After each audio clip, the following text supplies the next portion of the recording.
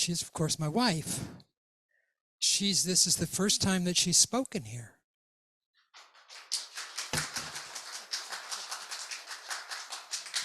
And I'm not quite sure how it happened, but I think she said, I have something I'd like to share. So she does. Trust me, she's got stuff to share. Good stuff. So she's a licensed marriage and family therapist and also a certified past life regression therapist. And the title of her talk is Remembering Your Whole Being. So here's Kathy Bornino.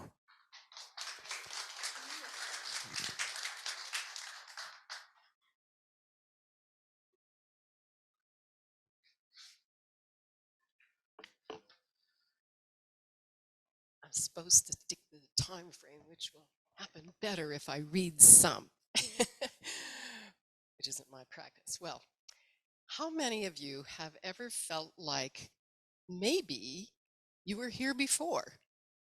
A lot of people. Okay, it's a common experience to feel like, I just met that person, but I feel like I've known them before. Or to have a sense of deja vu. Or to feel really drawn to some country you have no genetic or family link to, or some time frame or period. Or to have a recurring dream or part of a dream.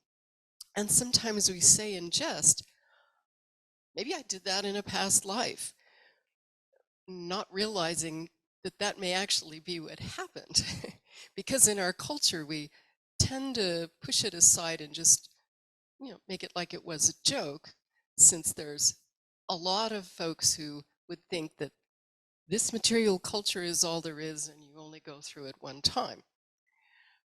But it's pretty common, actually, in many cultures, in most of the world, to realize past lives are real.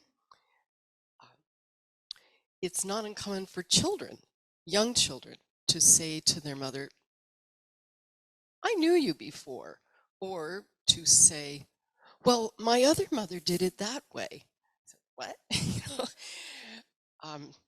And usually, we just discount that, or we just pay no heed to it, thinking, oh, well, it's just a child's imagination.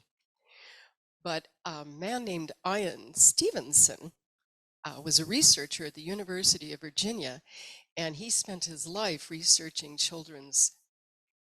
early childhood children's stories of, I lived here before, or I knew somebody, or that was my mother, or I used to live somewhere else. Many of those cases were in India because that culture supports that.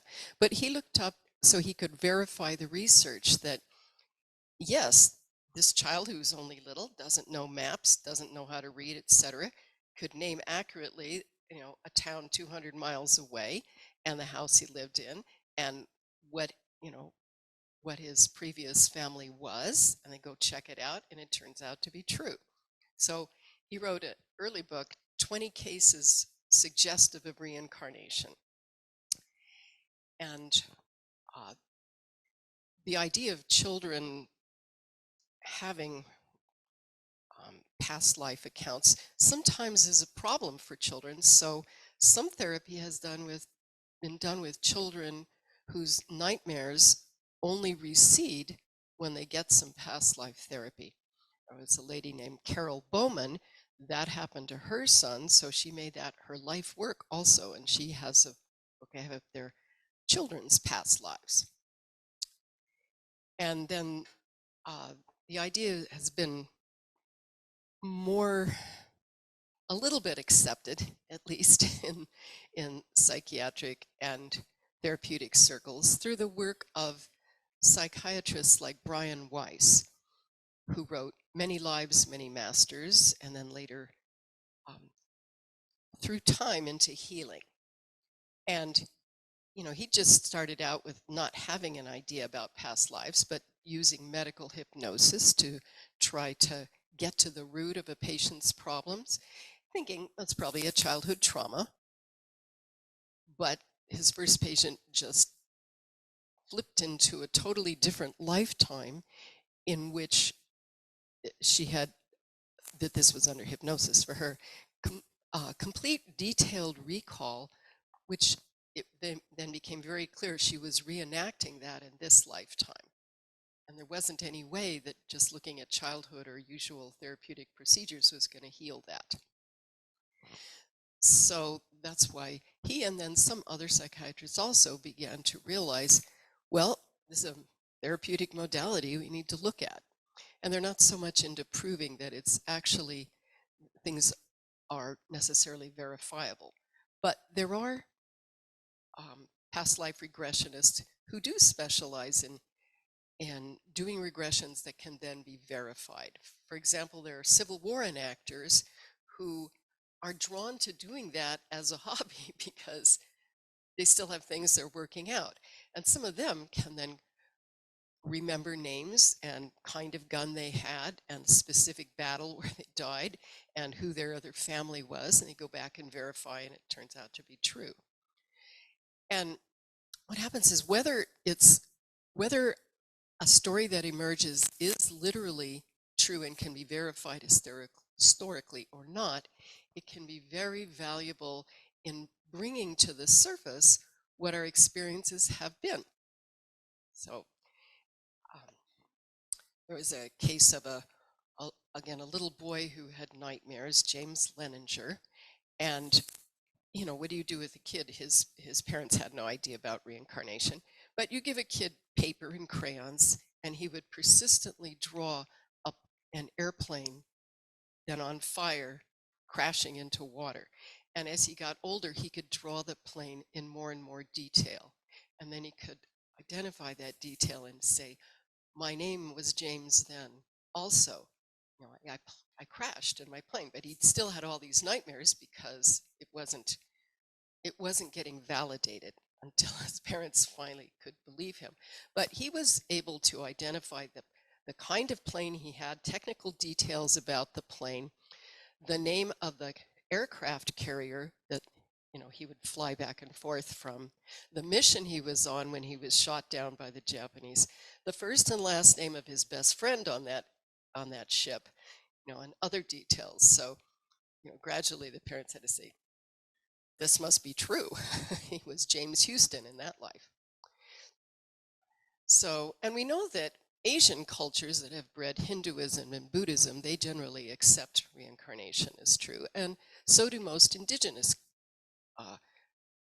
cultures all around the world.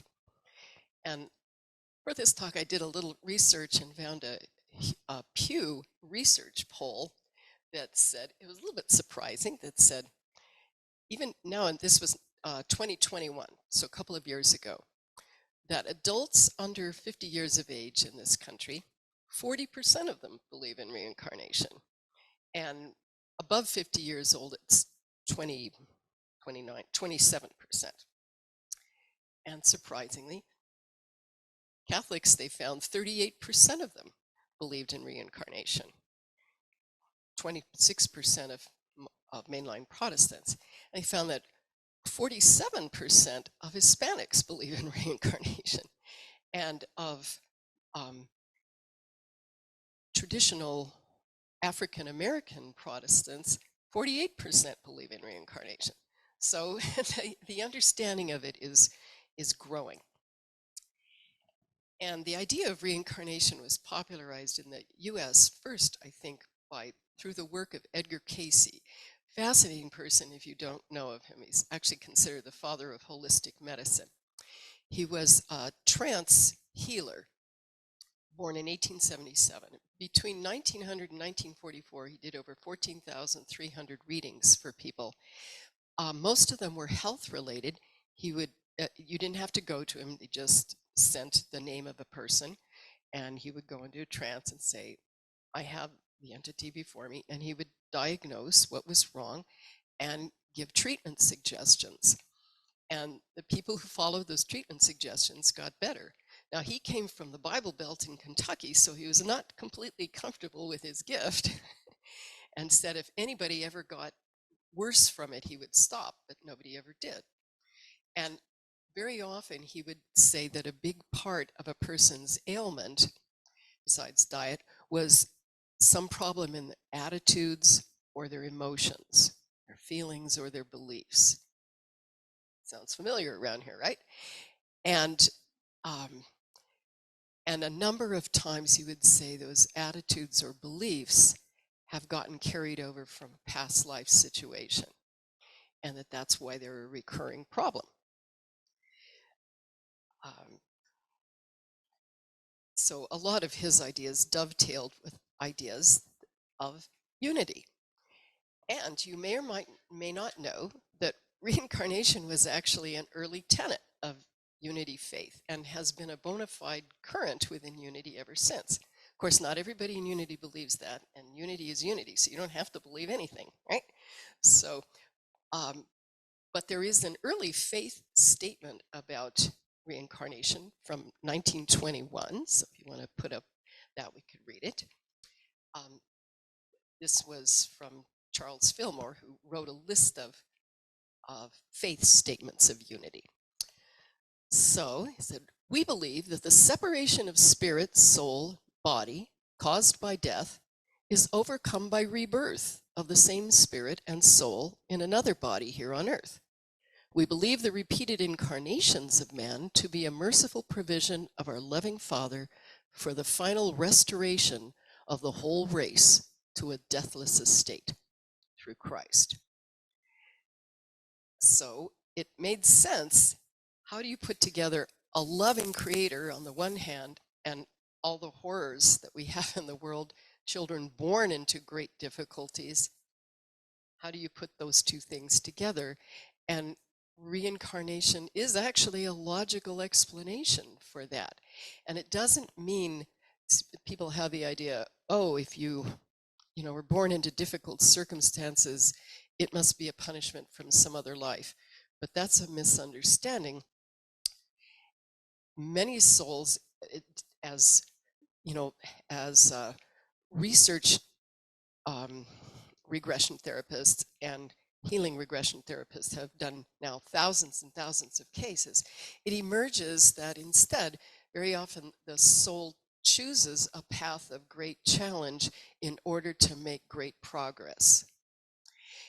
So it's not a punishment thing, it's a courage thing, Courageous Souls. There's a great book, Courageous Souls, about that's a book about mediums who connect with the pre-birth experiences of souls to help their families understand why they're going through such challenges. So, so there's that aspect of healing difficulties or bringing light and wisdom and comfort to difficulties. But why would the average person want to remember their past lives? Well, there are many gifts that recovery can bring you. I remember a lifetime as a solitary hunter in Eastern Canada in the 1600s. I had a simple musket, but it worked. And I only shot what I needed to eat to survive.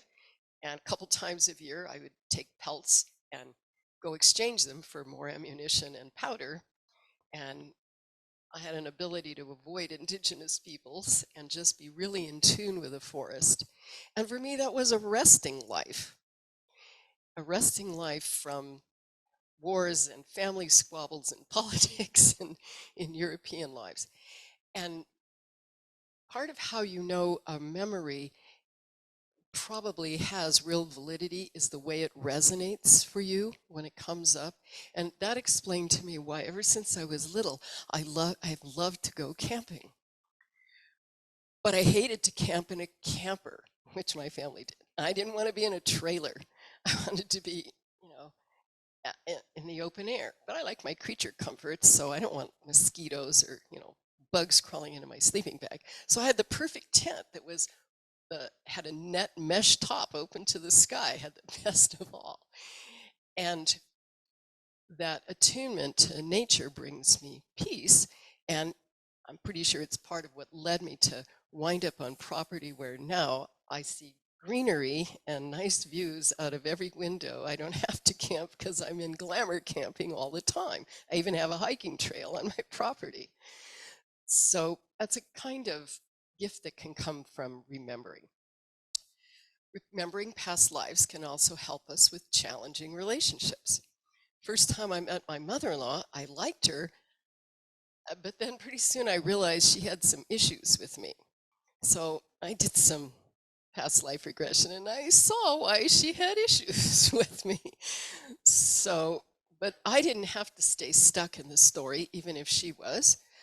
So, you know, all that insight helped me be patient and persevering and understanding of her. And it took a good 30 years before she accepted and respected me. But, it was very helpful for me in handling that. Or we can recover a past life to bring forward or enhance a skill. I've always been drawn to France, even though my family has no connection to that. Well, now it does because my daughter married a Frenchman, but my family growing up had no connection to that. And, but I was drawn to the language and took it in high school a little bit and in college.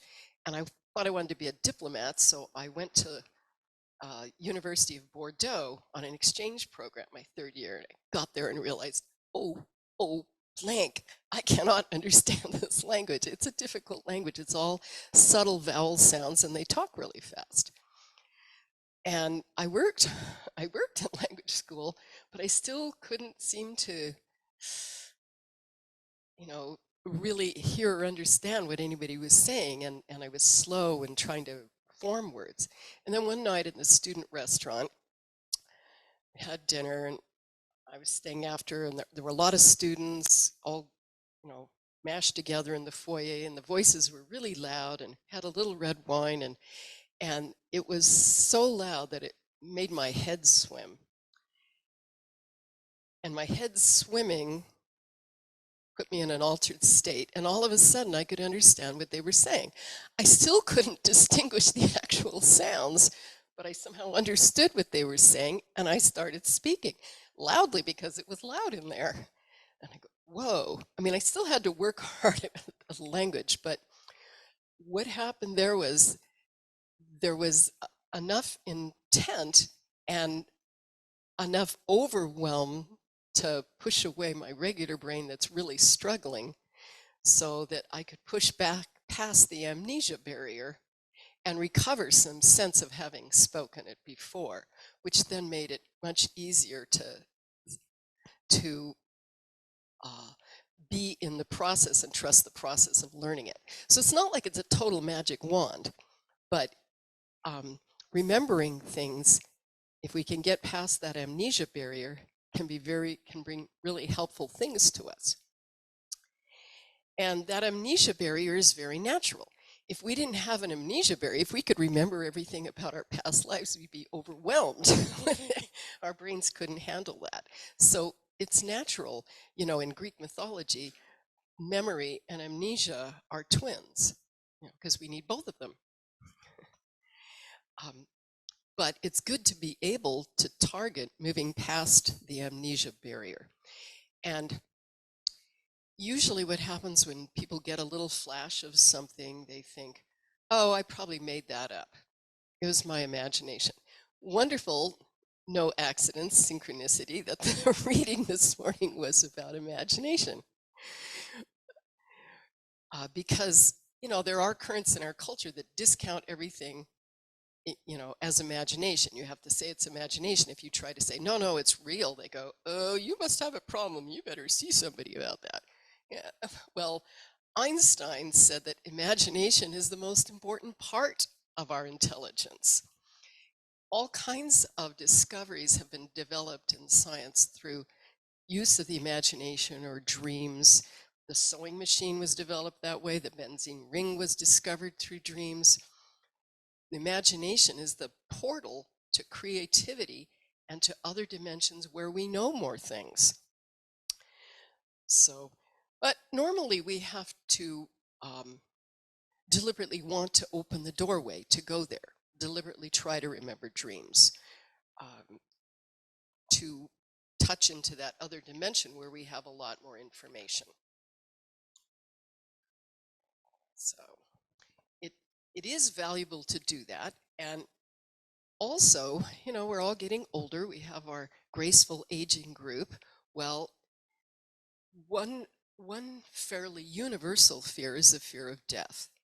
But if we remember having died and then realizing, oh, there's my body and I still think and feel, I still function. I don't have that body, but I'm still me. My essential self survives. If we experience that a few times, it helps us lose our sense of fear of death. People who go through near death experiences usually lose a lot of their fear of death, but we don't necessarily have a way to arrange that for ourselves. So, but remembering having gone through death experiences is actually, it's very healing for people, very releasing. So, because many phobias or fears that we have just come from a past life moment that we got stuck in and thought that moment, defines reality rather than, oh, it's just a moment. We can get past it.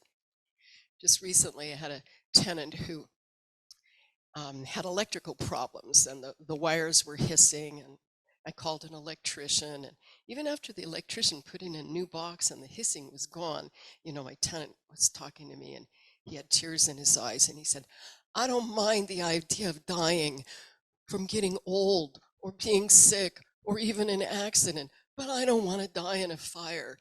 And and I said, it's okay, the electrician's taking care of it.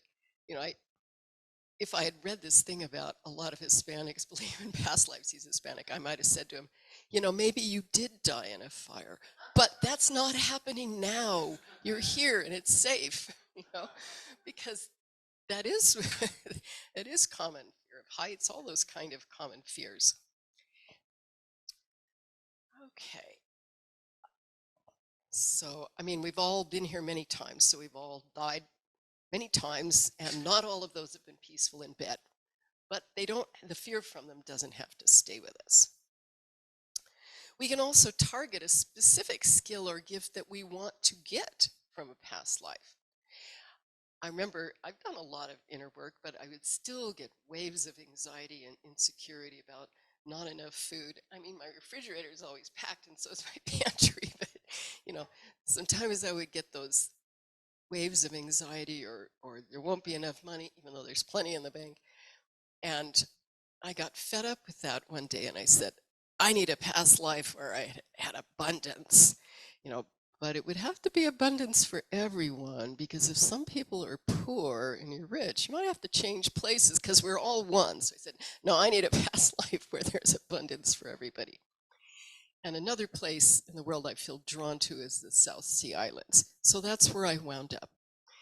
And there was a shaman for the village, and he didn't talk. He just sat or stood on a boulder overlooking the ocean pretty much all the time.